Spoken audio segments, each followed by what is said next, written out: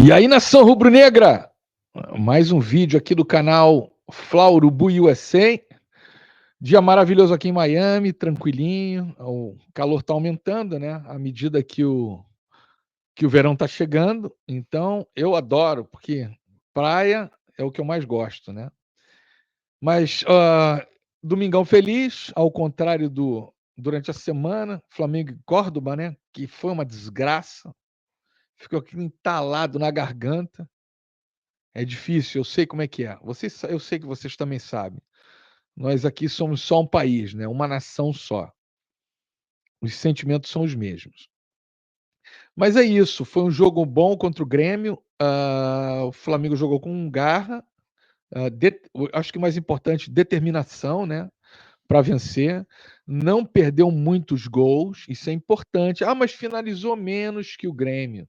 Sim, mas eu prefiro finalizar menos e marcar poucas finalizações do que finalizar 30 e marcar um gol, né? Como tem acontecido. E já não estou falando do Felipe Luiz nisso, já vem acontecendo com outros técnicos. Tite. Isso daí já vem nos 3 anos para cá. Terrível. Isso precisa mudar. E eu acho que o Felipe Luiz, aos pouquinhos, ele vai encontrando a medida certa do time, a temperatura certa do time, né? Ah, hoje, eu achei que quando o Gonzalo sempre entra bem, ou quando ele começa a titular, ele tá bem. Hoje ele não entrou bem, né? É normal. Quem jogou bola, eu joguei bola, né? Não profissionalmente, mas pelado. Mas quem jogou bola sabe que às vezes nada funciona, né? Então é normal. A Rascaeta hoje arrebentou, jogou, não cansou, pelo menos não pareceu cansado. Até ele sair, não pareceu cansado. E fez o que fez, né? Nossa, 2 golaços, gol de craque, né? Ainda deu um passe para o Bruno Henrique, que se o Bruno Henrique tivesse no tempo certo, acompanhado a jogada, acho que o Bruno Henrique ficou um passo atrás. E o Arrascaeta, quando viu a bola chegando, ele já tinha olhado para o Bruno Henrique antes, ele viu que o Bruno. Então ele imaginou que o Bruno Henrique ia estar mais à frente, por isso que ele deu o passe mais à frente. Mas o Bruno Henrique deu uma paradinha antes, e aí perdeu o gol, né? Normal, jogada normal, não tem culpados aqui, isso é coisa de futebol, acontece. Gostei da defesa do Flamengo hoje, mais segura, mais nervosa. O Wesley tá muito nervoso, eu acho que porque não tem jogado bem, e o lance que aconteceu, até quero comentar isso, o lance que aconteceu essa semana de um torcedor, não xingou ele, mas chamou, né? Chamou ele e disse que será que o Wesley do passado voltou? Alguma coisa assim, não me lembro direito. Ele começou a xingar o torcedor. Ô Wesley, você não pode xingar o torcedor, Wesley. Nós pagamos o teu salário. Sem nós não existe futebol. Ok? Zico não xingava a torcida. Quando o Zico, pouquíssimas vezes, que eu sou dessa época, recebia, né, críticas. Normal, crítica é normal. Uma crítica positiva ainda que veio desse torcedor. Ele não xingou o Wesley, entendeu? O Zico matava no peito, botava no chão e dizia: tá certo, vamos melhorar. Como o Bruno Henrique fez há algum tempo, há poucos meses atrás. Um ano atrás. É assim que tem que ser. Eu sei que você é muito novo, mas para ser esperto você não precisa ser novo, Wesley. Seja esperto. Para não ter que depois ter que se desculpar como você fez, seu otário. Ok? Você não jogou bem de novo hoje. Jogou melhor que jogou contra o Córdoba? Jogou um pouquinho melhor. Você foi o culpado da nossa derrota? Não, não foi. Não foi. Você viu depois, já entrou com o jogo andando. Eu entendo. Mas se alguém te chama e te faz uma crítica, receba a crítica positivamente, cara. Pense, ele tá certo, eu não joguei bem. Você jogou bem? Não. Você tá certo. Me desculpe, escuta, galera. Me desculpem, eu vou melhorar. Acabou, você não precisa falar mais nada. Não precisa falar mais nada. Entendeu? Mas quanto ao jogo de hoje, falando sobre isso, é isso, galera. Ah, gostei do jogo, entendeu? Ainda bem que foi lá no Grêmio, há uns poucos anos atrás, antes do ano de 2019, a gente só tomava porrada lá embaixo. Agora é nosso estádio. O estádio do Grêmio agora é nosso estádio. Entendeu? Como o Corinthians, o estado do Corinthians. É nosso estádio. Taquerão é nosso. É o Fly Taquerão. Que a gente fala é porrada. Até quando a gente joga sem um jogador a menos, a gente ganha, né? Mas é isso. Eu vou colocar Felipe Luiz falando aqui, tá bom? Vamos ver as perguntas e depois a gente analisa sobre isso, tá bom? Deixa eu ver aqui que ele tem para falar, tá bom? Vou ver aqui.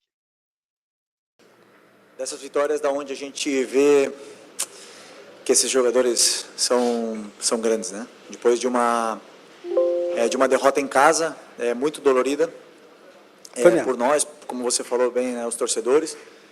Mas temos que entender que o futebol, essas derrotas, elas fazem parte. E depois da derrota, nem os jogadores são os piores jogadores do mundo, tem que trocar todo mundo. E nem hoje, depois da vitória, são os melhores jogadores do mundo e vamos ganhar todos os jogos do ano.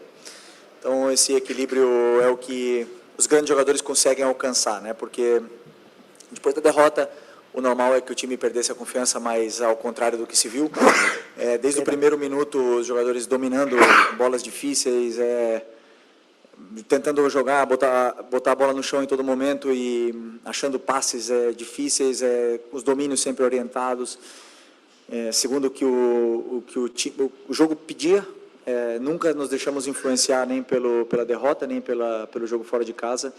E isso realmente demonstra somente uma coisa: o nível dos jogadores, o nível dos atletas que estão hoje no Flamengo, né? E um deles é o Arrascaeta, como você falou, que uma das coisas positivas, eu falei, nem tudo foi um desastre no outro dia, eu falei isso na coletiva, uma das coisas positivas foi o Arrascaeta no outro dia, que ele jogou bem, e porém não foi nossa noite, mas hoje sim, né? Hoje são desses jogadores que nós temos que aproveitar enquanto está aqui, porque é um jogador especial, ele é diferente, ele faz a diferença, e eu já falei muitas vezes, vou falar de novo, é um jogador que escolheu, um jogador desse nível, escolheu passar os melhores anos da sua carreira no futebol brasileiro.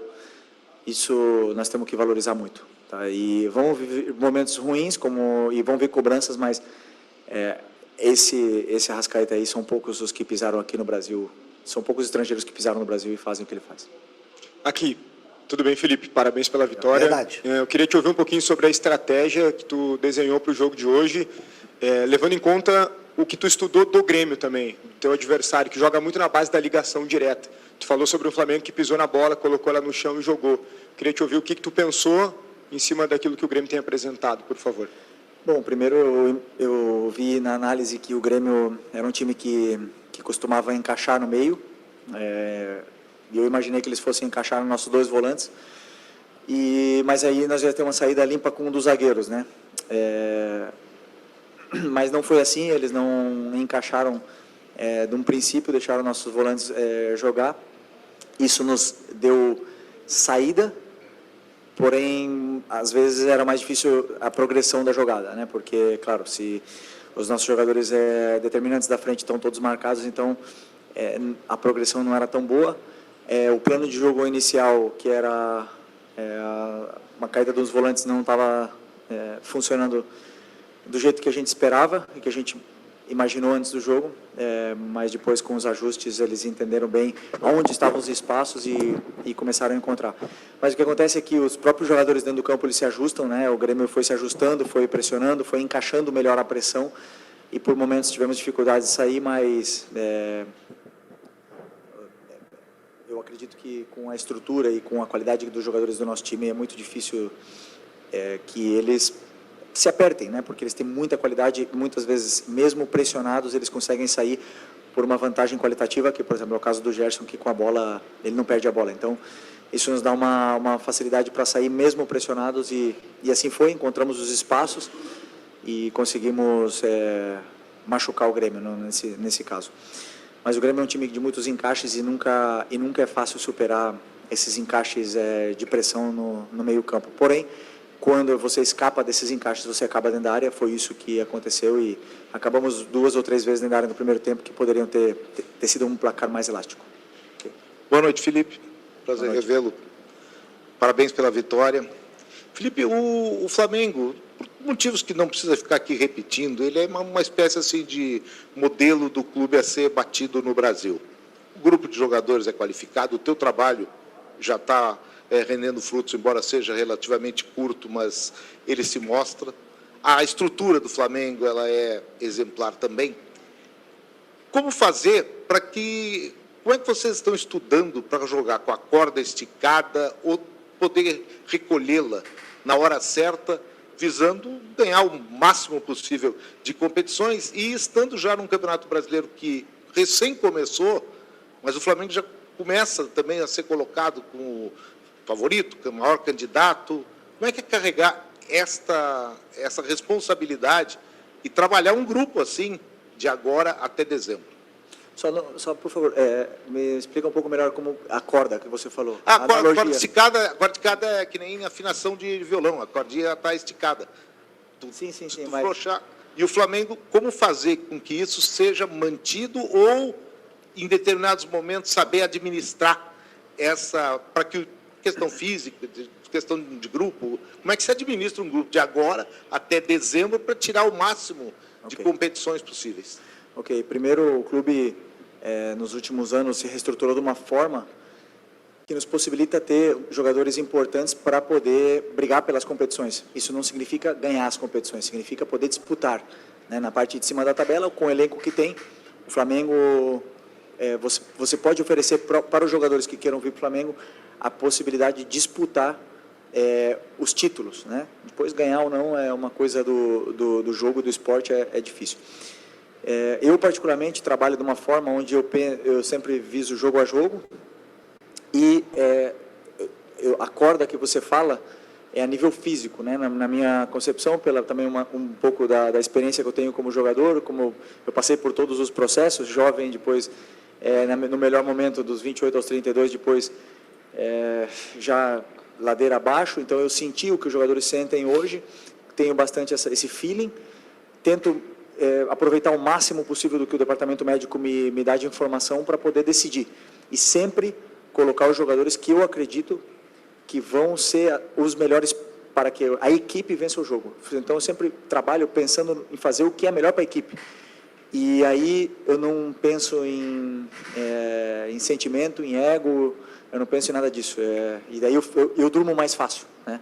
Porque como eu estou fazendo o que eu sei, o que eu sinto que é melhor para a equipe, eu vou errar, não tenho dúvida que eu vou errar, os jogadores também vão errar, mas meu coração dorme em paz e eles entendem bem isso.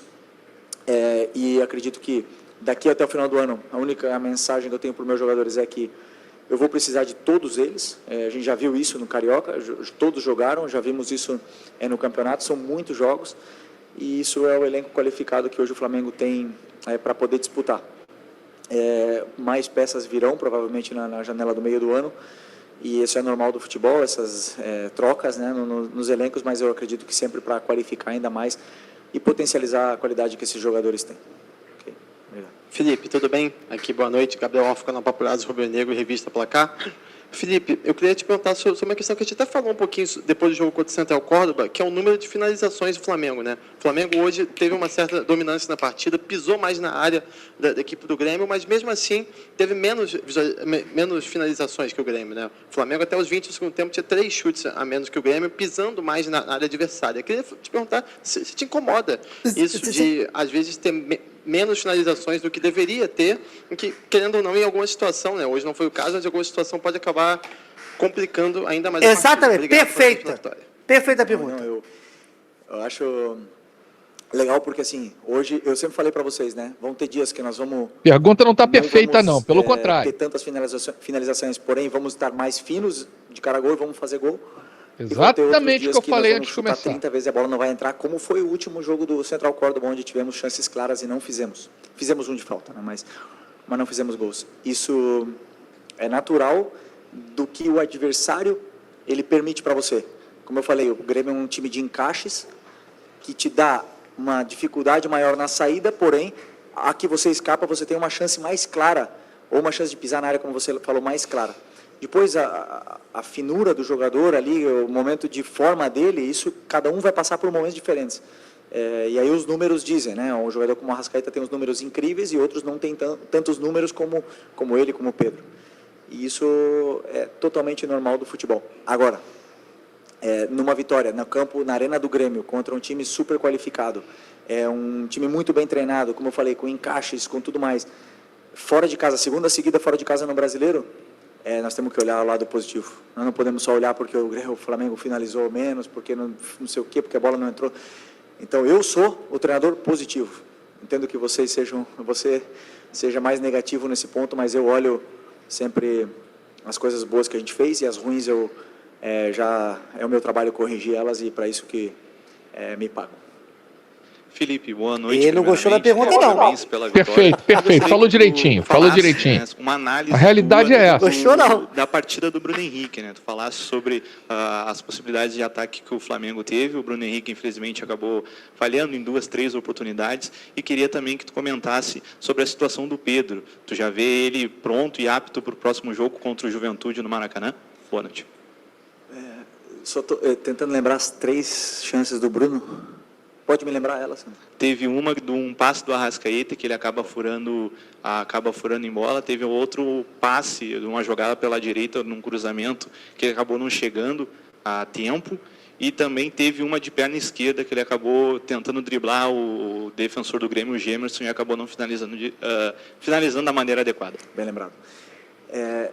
O Bruno, ele cumpriu a função à risca. Assim, fez tudo o que eu pedi para ele fazer, em função do que eu achava que a equipe precisava, né? Porque eu sabia que, como eu disse também, o Grêmio é um time de encaixes, então eles iam ter que saltar com os zagueiros.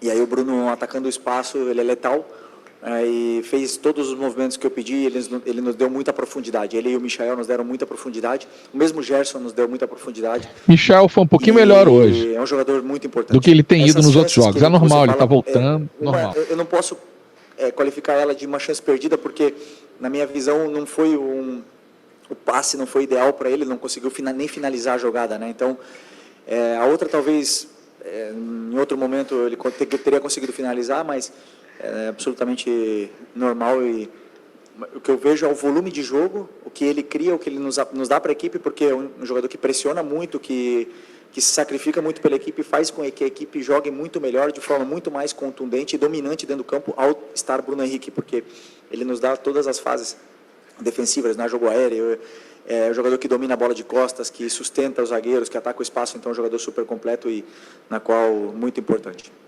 E o Pedro, hoje ele está disponível, né? Claro que não está disponível para começar ainda, mas no momento que estava o segundo tempo, que eu acreditava que precisava que a gente estava com espaço para contra-atacar e não estávamos mais conseguindo pressionar o Grêmio, então era um momento de ataque ao espaço, então optei pelo Juninho, mas o Pedro está sim disponível para ter minutos de forma crescente durante os próximos jogos.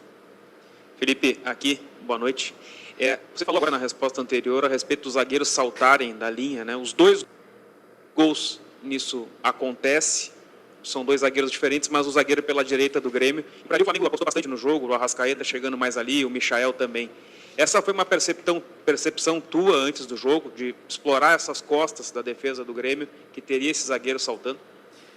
Eu não vi os gols ainda, então eu não consigo, eu só lembro que o Arrascaeta driblou o goleiro no primeiro, e no segundo foi uma saída de bola pela lateral, né? Eles fizeram uma saída de uma triangulação bonita e o Arrascaeta conseguiu escapar e conseguiu finalizar, né? Mas claro que um dos pontos que a gente pede sempre é que exista o ataque ao espaço, porque para mim o time mais difícil de marcar é o time que ataca o espaço o tempo todo, e isso o Bruno, Michael, o Gerson, o próprio Arrascaeta faz e incomoda muito, mas com certeza tem preparação nesse estudo, sim. Boa noite, Felipe. Parabéns pela vitória. Felipe, tu é um técnico jovem, né? Está aí se destacando nos maiores clubes do Brasil e tu sempre se posiciona muito bem, né? Eu admiro isso. Tu acabou praticamente, né, saiu do campo ontem, né, para assumir aí ser treinador do Flamengo. E eu acredito, eu vou trazer uma pergunta um pouco extra-campo para ti, tá? A gente viu ali que o Grêmio reclamou de uma mão na bola, né, ali no lance depois que o Flamengo fez o gol. E eu penso que se tu tivesse em campo como jogador, capitão, como tu fez, tu também reclamaria com o árbitro se fosse teu time adversário. Acredito que o VAR ele tem a função também de ajudar o árbitro dentro de campo. E, infelizmente, a gente não está vendo isso, não só no jogo do Grêmio hoje, mas do Grêmio Palmeiras, semana passada, e Choradeira. Internacional. Começou a choradeira. Os árbitros também foram afastados desses jogos. Te pergunto, a gente está vendo que há uma crise técnica. O que tu pensa sobre essa crise da arbitragem no Brasil? E tu acha que tem uma solução a curto prazo, até porque esses afastamentos fazem mal para o futebol brasileiro? Obrigado pelo elogio. Obrigado. Pergunta. E foda-se. É um tema delicado, né? Primeiro, brincadeira. Se a gente quer melhorar, nós precisamos de investimento. Precisamos investir em estudos, em melhores... É isso mesmo, isso mesmo. Prepará-los melhores. A pergunta dela não foi ruim, não.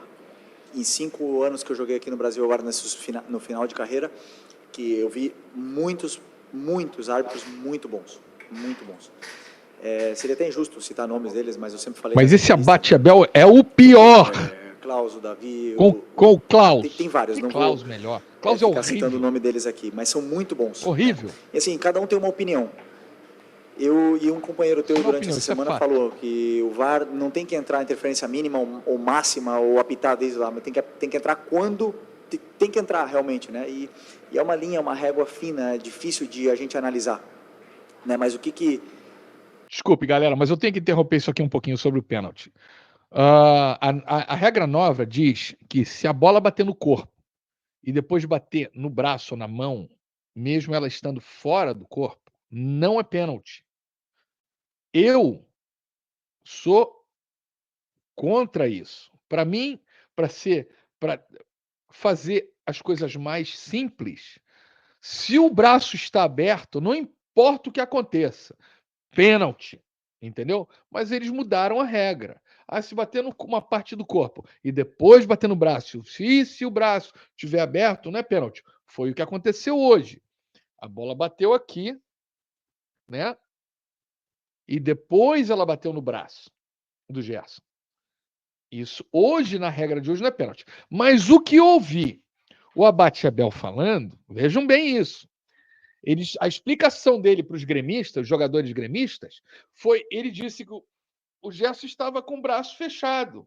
E isso não é verdade. Não é verdade. Ele deveria ter chamado o VAR e falou: o que aconteceu? Aí o pessoal do VAR ia falar: escuta, realmente bateu na mão do braço e o braço estava fora do corpo. Mas antes de bater, bateu, né, no corpo da pessoa. Então, não é pênalti. Essa explicação é válida, faz parte da regra e pronto. Entendeu? Vamos lá. O que eu gostaria realmente? Que não houvesse muita interferência, se não é um lance claro. Se é um lance claro, deve haver interferências. Impedimentos, eu acho que veio para ajudar muito, porque era muito injusto você perder um jogo com impedimento de 2 metros. E essas coisas vieram para ajudar e o VAR também veio para ajudar. Precisamos continuar investindo, que eles possam continuar estudando, que eles possam continuar se corrigindo, porque no final das contas é só a experiência e as horas de correção e de trabalho que vão fazer eles chegar à perfeição, mas eu tenho certeza que eles querem se aperfeiçoar ao máximo possível, porque ninguém gosta de ser criticado, de ser afastado, nem nada disso, né? Então, já isso eu não sei. Eu não vi o lance desse ainda, né? Não vi o lance, mas o que eu sim gostaria, e aí uma coisa minha, mas é que o árbitro do VAR que chamasse o árbitro para assistir a imagem, que eles não se comunicassem, porque eu sinto muitas vezes que influencia na tomada de decisão do árbitro, que ele só vai lá ver as imagens, que mostrem as imagens de todos os ângulos para ele, todos, já que ele vai lá, que sejam 10 ângulos, e aí ele analisa sem a opinião de ninguém, ele, sozinho, e aí ele vai ver se ele mantém ou não mantém. Isso seria, eu acho que, o ideal para a gente poder... choradeira do caralho! Nós temos bons árbitros aqui no Brasil, bons mesmo, de verdade, porque a gente sempre fala da Europa e tudo mais. Os únicos, para mim, que são referências são na Premier Na Espanha tem o mesmo problema, na Itália tem o mesmo problema, então reclamam muitas vezes de barriga cheia, porque eu tenho certeza que esses árbitros se esforçam muito para poder serem tops. Professor, boa noite. Lucas Golatti, da Rádio Galera. Você já disse em entrevistas anteriores, tem como referência na profissão o Diego Simeone, o Jorge Jesus, e até a gente já observa algumas características. E recentemente descobrimos que também tem como referência o Diego De Zerbi, o De Zerbi. E aí o Flamengo, inclusive, realiza alguns conceitos do como atrair para libertar nas costas. E aí eu queria te perguntar... como você definiria o seu modelo de jogo, tendo essas referências como o Diego Simeone, Jorge Jesus e também o De Zerbi? Grande pergunta. Pergunta para tomar um café, mas não para contar aqui na coletiva o meu modelo, né? Mas essa foi boa. Isso é coisa lá do Sul. Tentei, conjunto com o meu auxiliar, criar um modelo, como eu já falei várias vezes, onde a torcida se sentisse identificada e tudo mais, mas principalmente a forma de atacar o que eu mais sofri no campo, né? O que eu mais me fizeram sofrer no campo. E quem mais me fez sofrer no campo foi o Guardiola. Ele é a referência, ele mudou o futebol e claro que ele nos inspira a todos. Hoje o futebol é muito diferente por ele. E cada treinador jovem vem com ideias e conceitos novos, onde eu pelo menos não tenho vergonha nenhuma de falar que eu copio treinadores de fora, copio treinadores do próprio Brasil, coisas que eu vejo e eu acho interessante, e tentamos copiar e colocar no nosso modelo, né? Mas o modelo, se eu pudesse resumir, seria pressionar, esse é o primeiro, e depois seria, porque você falou da atração, né? E é uma coisa que eu não gosto, de que os adversários nos venham a pressionar, uma coisa que eu não peço para eles atrair, só que o jogador com tanta qualidade, como o Léo Ortiz, como o Léo Pereira, eles têm a zona de segurança entre eles e o adversário muito pequena. Então, eles se sentem confortáveis com o adversário perto deles. E isso são características deles que fazem os times, atraem os jogadores para poder liberar os espaços. Mas eu não peço realmente isso, porque o que eu passo para eles é a progressão. Então, chamaria talvez jogo de progressão. Meu modelo. Mas eles fazem isso toda hora. Estou aqui com... Agora eu fiquei confuso. Não sei porra nenhuma, então. Agora eu fiquei confuso. Que o Felipe continua com apenas 2 derrotas, 22 vitórias.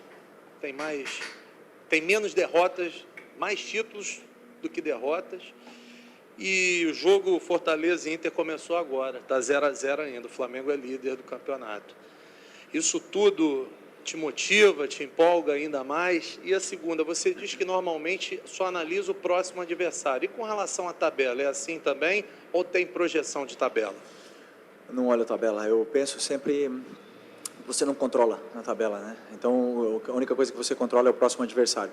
E o que eu penso, sim, nos campeonatos, nas ligas, no campeonato nacional, como o Campeonato Brasileiro, que é um campeonato que não tem final, que é de pontos corridos, o começo é muito importante, né? E os jogadores começaram muito bem, começamos empatando em casa, mas vencendo 2 jogos fora, então o que nos dá é um bom começo, mas é uma maratona. São muitas coisas pela frente, né? Então, assim, o que você falou dos números, do que motiva e tudo, não, que eu não me iludo, né? Eu não me iludo, eu não era o novo Guardiola antes da sequência de vitória, de sequência invicta, e nem também sou o pior do mundo depois de uma derrota. Então essas coisas eu entendo, porque quando eu escolhi vir para o Flamengo, o dia que eu assinei o contrato estava tendo protesto, estava lá em Madrid e estava tendo protesto e os torcedores não deixando os jogadores sair no ônibus. Então eu sei para onde eu vim, eu sei para o nível de exigência que tem o Flamengo. Eu nunca reclamei disso, porque isso, queira ou não, me fez crescer, me fez ser melhor, me fez pensar, me fez refletir, e eu convivo bem com isso. Então eu também, quando a gente perde e tem um momento ruim, como foi o outro dia, eu navego nessas águas aí já com mais calma, porque já tenho muitas cicatrizes no futebol, já são muitos momentos bons, mas também muitos ruins, onde eu sei que isso vai acontecer. O que não posso nunca é perder o meu, como é que eu falo, convicção do que eu acredito do futebol, do que eu acho que é melhor para a equipe, da forma que a equipe tem que fazer para ganhar. Não sempre vamos ganhar. Convicção é uma coisa, teimosia é outra. A gente falou disso no meu último vídeo. Dizer que eu vou errar. Não pode virar teimoso. Não tem problema nenhum. E os jogadores também vão errar. Não que esteja, mas o alerta fica. Que o torcedor entenda que a gente vai fazer de tudo para poder vencer e falar dentro do campo, que é o mais importante. Felipe, boa noite. Boa noite. Felipe, pelo que você falou aí, pelo que a gente já conhece do seu trabalho de jogador e agora de treinador, a gente pode afirmar que você é um dos poucos hoje no Flamengo que conhece tão bem o Flamengo por tudo que você passou. E pela sua experiência, após perder um jogo de estreia na Libertadores, no Maracanã lotado, você sabe que é uma fagulha no palheiro para se criar uma crise. Queria saber como é que você geriu quinta, sexta e ontem para que o time não sentisse aquela derrota de quinta, de quarta, na verdade, a pressão que começou a se fazer em torno desse jogo de hoje, chegasse hoje, fizesse uma partida com tranquilidade, abrindo o placar já no começo do jogo. Como é que você geriu tudo isso aí? O que você passou para os jogadores nesses últimos dias? O primeiro passo é reconhecer o erro, né? Eu reconheci os meus erros para vocês e para eles também, e mostrei para eles o porquê perdemos o jogo, o porquê aconteceu aquilo.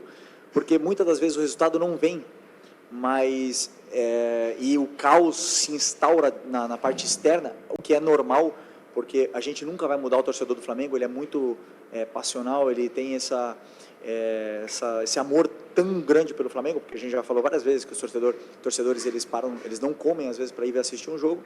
Então a gente já sabe disso, não vamos mudar o torcedor, mas a gente tem que saber o que estamos fazendo. Flamenguista. Então o primeiro passo é reconhecer o que a gente fez de errado, reconhecer e assumir os erros. Não tenho vergonha nenhuma de dizer, e falei... Eu falei do Wesley, assume os erros, seja homem. Em algumas tomadas de decisão naquele jogo, e vou errar de novo em outros momentos, mas reconhecer isso aí nos dá a tranquilidade de que... e saber se perdoar para ir para o próximo jogo. Mas aí, eu perdoo! O fato de eles terem entrado hoje com confiança e não pensarem no jogo, isso é por eles, pelo nível dos jogadores que estão no elenco hoje, porque são jogadores muito grandes que já passaram por momentos difíceis, já conhecem o clube também, já sabem como funciona a torcida e conseguem apagar rápido o que aconteceu no jogo para poder vencer o próximo jogo. Então, aí não é meu trabalho, aí é realmente o nível dos jogadores que faz o time reverter rápido essa situação. Ok, pessoal, está acabando a entrevista dele, né? Então deixa eu voltar aqui. Mas é isso. Graças a Deus ganhamos, né? Jogamos bem dentro da arena do Grêmio. Não é fácil ganhar. E ganhamos 2-0. Mas os gols foram só do Arrascaeta. E o Flamengo tem jogadores fazer gols. Léo Pereira faz gols. Léo Ortiz faz gols. Só falta o Rossi. Só falta o Rossi fazer gol. Aí ele está tranquilo. Mas foi bem o Flamengo hoje. Nós soubemos, porque o Grêmio não jogou mal, né? Isso a gente tem que chamar atenção, né? Perdão. O Grêmio não jogou mal. O Grêmio jogou com muita garra. E o Flamengo, esse ano todo, não tem jogado bem com times que marcam sob pressão. Aguerridos, como o Grêmio foi hoje. E hoje foi, soube tranquilamente, né, em várias horas do jogo, né, tocar a bola rapidinho e sair de pressão. Isso é importante. O único que não conseguia fazer isso era o Wesley. O que eu entendo, não é uma crítica. Não, é uma crítica, mas não é uma crítica negativa, é uma crítica positiva. Porque eu entendo que ele veio de uma partida muito ruim, desde a seleção, tomou aquela porrada, que obviamente não foi culpa dele, culpa do Dorival Júnior, né? E não só do Dorival, de todos os jogadores que tem nessa seleção, até do Vinícius Júnior, que é rubro-negro, adoro o Vini, mas não se compara a outras gerações. Uma geração até não tão longínqua, geração do Neymar. Você pode comparar Vinícius Júnior com o Neymar? Não dá para comparar, né? Não dá. Mas é o que nós temos, né? Então, o Wesley veio com alguma formiguinha no cérebro dele, pensando isso. Eu não sei se é isso, mas parece. Porque ficou com ele. E agora, em vez de ele estar tranquilo, solto, né? Ele não está. Ele está tenso. Cada bola que vem nele parece uma batata quente. Você tem que ficar, né? Né? Então, é um problema mais psicológico, daqui, ó. Então, alguém tem que dar uma falada com ele. Então, tanto é psicológico que ele ficou emputecido com o que o torcedor falou para ele essa semana. Não xingou, não falou nada, só fez uma crítica. E ele ficou puto, xingou o cara, depois teve que se desculpar. Obviamente, a diretoria do Flamengo falou: o que você está falando, cara? Para com isso, vai se desculpar agora. Eles pagam o teu salário, não somos nós. Sem os torcedores, não existe futebol. Não existe. Todo mundo sabe disso. Mas ele é novo, está tranquilo, está aprendendo. Tem que apoiar. Mas na hora de criticar, tem que criticar. E os Nutelinhas, que acham que não, põe o rabinho entre as pernas e calem a boca. Porque futebol é para homem. Se você não é homem, não assista. Tá bom? E se tiver alguma coisa para falar, manda um e-mail aqui para mim, manda um comentário aqui no canal. A gente debate ao vivo, não tem problema. Eu debato com qualquer um ao vivo. Principalmente Nutelinhas. Eu adoro Nutella. Adoro debater contra a Nutella.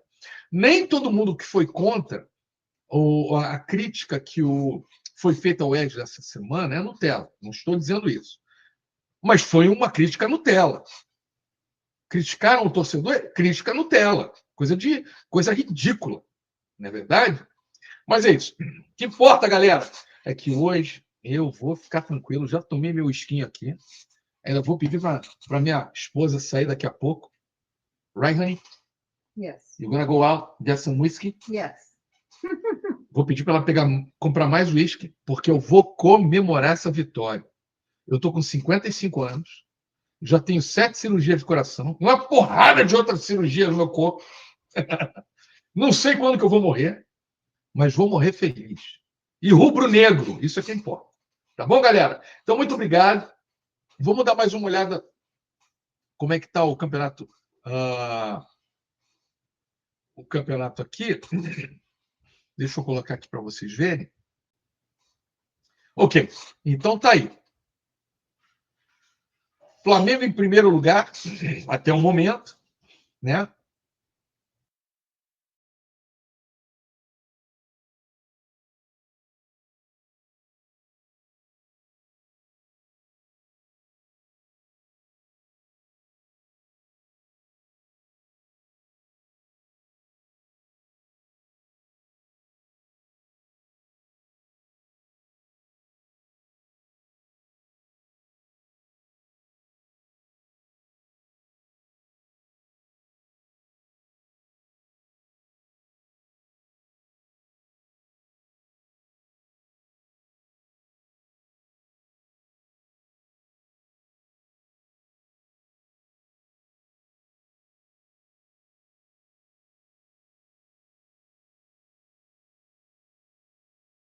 Do Botafogo que fala, até o Ben já convidou ele para fazer parte do programa, porque o cara é uma piada, né?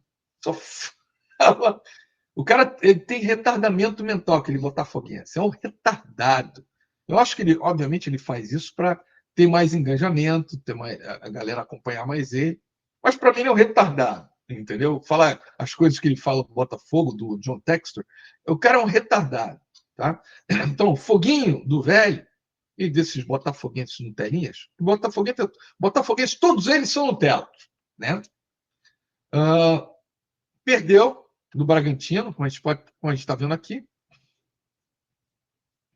E Corinthians tomou-lhe uma porrada do Palmeiras. Gostei muito. Mas você gosta do Palmeiras? Não gosto do Palmeiras. Mas eu prefiro o Palmeiras, porque o Palmeiras, como o Flamengo, hoje em dia, ele está aonde ele lutou para estar. E o Corinthians, né? Esse timinho sem vergonha, que adora comparar o Flamengo, se comparar o Flamengo. Não tem comparação. né? Faz esse corte aí e manda para o Neto, que eu vou falar agora. Corinthians é time de segunda, Neto. Como você, um jogador de segunda. Só sabia bater falta, não é verdade? Comparar os ídolos do Corinthians com os ídolos do Flamengo, né? E quem são os ídolos do Flamengo? Vamos falar de um, Zico. Quem é o ídolo do Corinthians? Neto. Marcelinha Carioca é criado no Flamengo. Ah, mas é ídolo do Corinthians. Ah, mas foi criado no Flamengo. Né? Zico nasceu no Flamengo. Quem que nasceu no Corinthians? Então tá. O Vasquinho ganha de 3-1, mas nós conhecemos o Vasquinho. O Vasquinho vai ficar nisso aí, meio de tabela. Nem isso. Vai lutar para não cair e, se Deus quiser, irá cair esse ano. Vasco cai. Cai. Tá bom? Grêmio também, acho que vai ficar no meio de tabela. Internacional está com um time razoável, vai lutar, já mostrou isso, mas não sei, não tem um elenco grande, né, galera? Não tem. Quem está me surpreendendo é o Atlético Mineiro, que tem um time razoável, né? Não era para estar em 18º, mas ótimo, eu adoro. Eu quero que eles se explodam, entendeu? Para mim, o único que tem que estar ganhando aqui é esse aqui, ó, que está em primeiro lugar aqui. Flamengo, tá bom? É o nosso time Flamengo. Então tá, galera. Deixa eu ver se tem mais alguma coisa aqui. Não tem mais nada. Que Deus abençoe a todos vocês. Um bom domingo. Tá? Uma boa semana. A gente se vê aqui durante a semana para falar um pouco mais de Flamengo. Tá bom? Um abraço. E, por favor, não esqueçam. Deixa um like aí pra gente. Se inscrevam no canal. Tá bom? E a gente continua postando coisas melhores aqui. Tá bom? Um abraço para vocês. Flauro Buiacei. Tchau, tchau.